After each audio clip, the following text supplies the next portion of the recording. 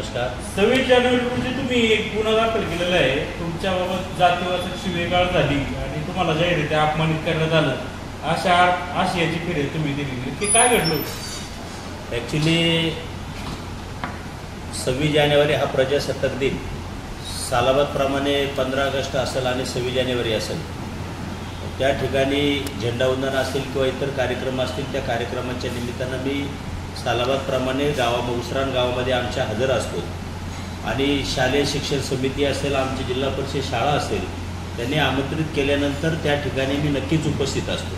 परंतु गेल्या अनेक वर्षे कधी अशा प्रकारचं वक्तव्य कुणाचंही आलेलं नाही. परंतु एकनाथ विठ्ठल देवाडे आमच्या गावचे ग्रामस्थ, खरं तर एकनाथ विठ्ठल देवाडे यांनी भाषणामध्ये आणि भाषण होण्याच्या पूर्वी देखील झेंडा जेव्हा आपण फडकावला जातो, तिरंगा फडकावला जातो, तर त्यावेळेस शाळेचे आमचे एक शिक्षक आहे, त्या शिक्षकांना विचारलं त्यांनी आल्यानंतर की आपण कार्यक्रमाचं अध्यक्षस्थान आणि झेंडा फडकवण्याचं कुणाला म्हणजे कुणाचं नाव त्या ठिकाणी घेतलेलं आहे. तर त्यांनी मारुती वाळे यांचं नाव घेतलेलं आहे असं सांगितलं. त्याच ठिकाणी एकनाथ देवडे यांनी सांगितलं की ते जमणार नाही, त्यांना मी झेंडा फडकून देणार नाही. आणि त्यांनी डायरेक्ट माझ्या तोंडावरती समोर येऊन बोलले की आदिवासी कोळी चालतात, इतर समाजाचे काही चालत नाही का? म्हणजे तो जातीय तेढ निर्माण केला, समाजामध्ये एक वाद निर्माण केला. त्याच्यानंतर माईक हातात घेऊन सुद्धा त्यांनी स्पष्टपणे सांगितलं की मारुती वाळे यांनी निवडणुकीमध्ये काही 4 लोकांना हाताखाली धरून त्याच्या बंधूंनी पैसे खाल्ले आणि चुकीच्या पद्धतीनं माझ्यावरती जे आरोप केले हे अत्यंत अपमानास्पद आहे. विशेषतः शाळेच्या परिसरामध्ये, गावामध्ये, सार्वजनिक ठिकाणी, त्या ठिकाणी 2-3 गावची लोक त्या ठिकाणी होती, कारण त्यांची मुलं उसरांच्या आमच्या जिल्हा परिषद शाळेमध्ये आहेत. अतिशय शाळा आमची चांगल्या पद्धतीनं काम करते, मुलांची शैक्षणिक गुणवत्ता सुद्धा चांगली आहे. आणि मग अशा प्रकारे त्या ठिकाणी इतर गावातली मुलं आमच्या शाळेमध्ये येत असतील, आजूबाजूच्या गावातील लोक त्या ठिकाणी असतील, अशा अनेक लोकांसमोर तो जाहीर माईकवरती माझी जी काय बदनामी केली, माझा जो काय अपमान केला. मी फक्त त्या कार्यक्रमाचा अध्यक्ष नाही, तर मी सेंट्रलाइज आमची कमिटी आहे, मी नॅशनल आदिवासी पीपल फेडरेशन राज्याचा मी अध्यक्ष म्हणून काम करतोय.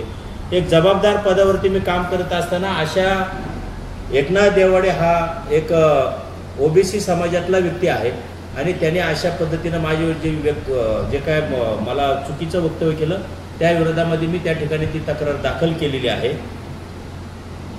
काय म्हणजे त्यांचं असं म्हणणं होतं की वारंवार म्हणजे आदिवासी समाजालाच मान का, आमच्या समाजाला मान का नाही, असं तुमच्या याच्यात सुना? नक्कीच आहे, तुमचं म्हणणं मला मान्य आहे. परंतु शाळा व्यवस्थापन समिती असेल, ग्रामस्थ असतील किंवा जिल्हा परिषद आमची शाळा असेल, आमची अंगणवाडी असेल, या संयुक्त विद्यमानाने जो निर्णय घेतलेला असतो त्या मान्यवराला त्या ठिकाणी तो अधिकार दिलेला असतो. त्यामुळे मी त्या ठिकाणी जातीवादावरती मी काय बोलू शकत नाही किंवा त्यांना काय दिलं नाही. आणि विशेषतः एकनाथ देवाडे यांनी झेंड्याचं पूजन केलं. आमचे मामा त्या ठिकाणी गोविंद हिले म्हणून आहेत, गोविंद बोरकर म्हणून आहेत, त्यांनी त्या ठिकाणी पूजन केलं. आणि मग असं असताना त्यांनाही त्या ठिकाणी मानाचं स्थान दिले, सन्मान केला.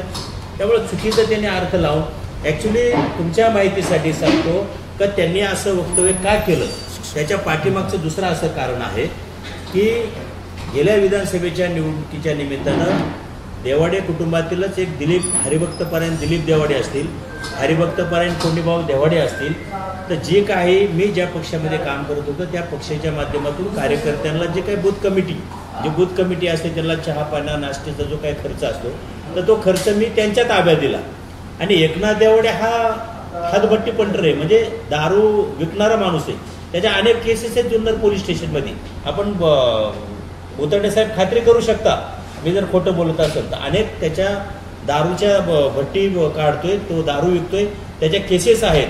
म्हणजे हा एक सराईत गुन्हेगार टाईप याचं वर्तन आहे. त्यामुळे सगळ्या ग्रामस्थांनी सांगितलं की बाबा कोंडीभाऊ देवाडे हे एक वारकरी संप्रदायातले आहेत, दिलीप देवाडे हे वारकरी संप्रदायातले आहेत. ती जी रक्कम आहे ती उद्या जर पोरांना काही खर्च करून जर राहिली तर आमचं हनुमान मंदिराचं काम चाललंय, त्या मंदिराच्या उपयोगासाठी हा माझा खऱ्या अर्थानं त्याच्या मागचा हेतू होता. आणि त्याला यदा कदाचित त्या बाबतीतला माझा राग आला असेल आणि म्हणून त्यांनी हे वक्तव्य केलं असेल. किंवा तुम्ही जी बूथ रक्कम होती ती त्या देवाडे यांच्या ताब्यात दिली होती? हा, दिलीप देवाडे, हरिभक्तपरायण दिलीप देवाडे आमच्याच गावातले ग्रामस्थ आहेत, त्यांचेच भाऊबंद आहेत. त्याच्यानंतर कोंडीभाऊ देवाडे एक वारकरी संप्रदायातला एक आमचा ज्येष्ठ कार्यकर्ते गावात तंटामुक्तीचा अध्यक्ष आहे. मागे होताना आताही बी त्याची कालच निवड झाली. नाही त्यांच्या ताब्यात दिली मग यांना माहित नव्हतं का? अहो त्यांना त्याचाच राग आला. याला काय झालंय का याची अडचण निर्माण अशी झाली की याचा दारूचा धंदा कदाचित काय आर्थिक अडचणीमुळे बंद असेल, कारण हे दारू पण पिते.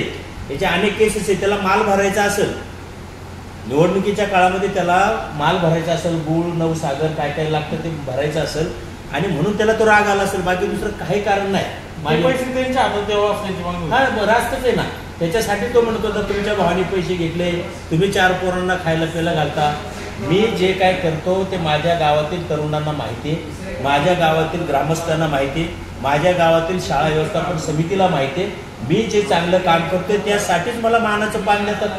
त्या ठिकाणीच मला सन्मानाने झेंडा फडकवण्यासाठी किंवा कार्यक्रमाचा अध्यक्ष करतात. आणि मग असं चुकीच्या पद्धतीने जर माझ्यावर आरोप प्रत्यारोप कोण करत असेल तर नक्कीच मी त्याला धडा शिकवल्याशिवाय राहणार नाही. तुम्ही आदिवासी समाजाचे नेते आहात, तुम्ही लोकांना न्याय मिळवून देता, तुमच्यावरच असे प्रकार घडतो. बघा ना, मी आपल्याला आपल्या मीडियाच्या माध्यमातून तेच तर सांगतोय सगळ्यांना की चांगल्या पद्धतीनं मी काम करतोय. समाजाला न्याय देत असताना कधी समाजामध्ये तेढ निर्माण होणार नाही अशा प्रकारचं आम्ही काम करत असताना अशी जर मूर्खपणाची लक्षणं आणि विचारांनी भरकटलेली लोक जर असे आरोप प्रत्यारोप आणि चुकीचं वर्तन करत असतील, आमचा त्या ठिकाणी अपमान करत असतील तर नक्कीच अशा मूर्ख लोकांवरती गुन्हा दाखल करणं योग्य होतं. आणि मी माझ्या सगळ्या ग्रामस्थांना मी त्या ठिकाणी सांगूनच मी गुन्हा दाखल केलेला आहे. काय कारवाई झाली? अनुसूचित जाती जमाती अत्याचार प्रतिबंध कायद्याने त्याच्यावरती गुन्हा दाखल आहे. नक्कीच DYSP मार्फत त्या ठिकाणी त्याची चौकशी होईल. तो जर त्या प्रकारे जर मी केलेल्या आरोपावरती जर ते म्हणजे त्यांना जर योग्य वाटलं तर त्याच्यावर कारवाई होईल.